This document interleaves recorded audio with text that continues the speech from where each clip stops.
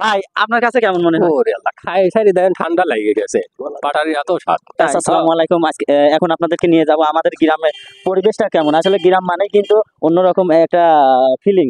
আর সেখানে কিন্তু গ্রামগঞ্জে আপনাদের শীতকালের প্রধান ঐতিহ্য এই ভাপা পিঠা। আমরা সেখানে যাব। এই যে ভাই ভাপা পিঠা বানাচ্ছে, আর এই ভাপা পিঠা কেমন স্বাদ সেটা খেয়েও দেখবো। না, সকালে ভাই কি ভাপা কাজে পিঠা সকালে কাজে যান আর বিকালে এসে ভাপা পিঠে? মোহাম্মদ নয়ন হোসেন। নয়ন হোসেন। আর এই নয়ন ভাইয়ের ভাপা পিঠে খাইতে দেখেন, আপনাদেরকে দেখাই কিন্তু এখনই সিরিয়াল লেগে আছে। তার মানে তার হয়তো ভাপা পিঠা খুবই সুস্বাদু। এখানে কিন্তু আমরা এটাকে খাই জানি আগে। হ্যাঁ খাইছে, অবশ্যই খাইছে। নয়ন ভাইয়ের ভাপা পিঠা কেমন টেস্ট? অসাধারণ। অসাধারণ।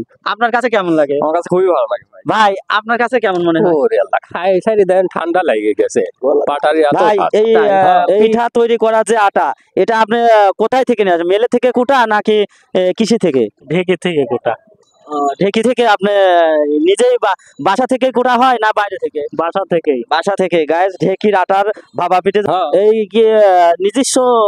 এখন তো খেজুর গাছের ওই পিছনে খেজুর গাছ আছে, এর আব্বা লাগায়, আর হচ্ছে মনে করেন যে খেজুর গুড় তৈরি করে বানায়। তার মানে নিজস্ব গাছের খেজুর গাছ আছে, এবং সেইখান থেকেই কিন্তু পাটারি জ্বালায় ভাপা পিঠে তিনি তৈরি করে। এই লোকেশনের নামটাকে একটু বলে দেন। নাজিরপুর গাংপাড়া, টাঙ্কির মোড়। নাজিরপুর গাংপাড়া টাঙ্কির মোড়। গাইস, এই স্থানে আপনারা চলে আসবেন।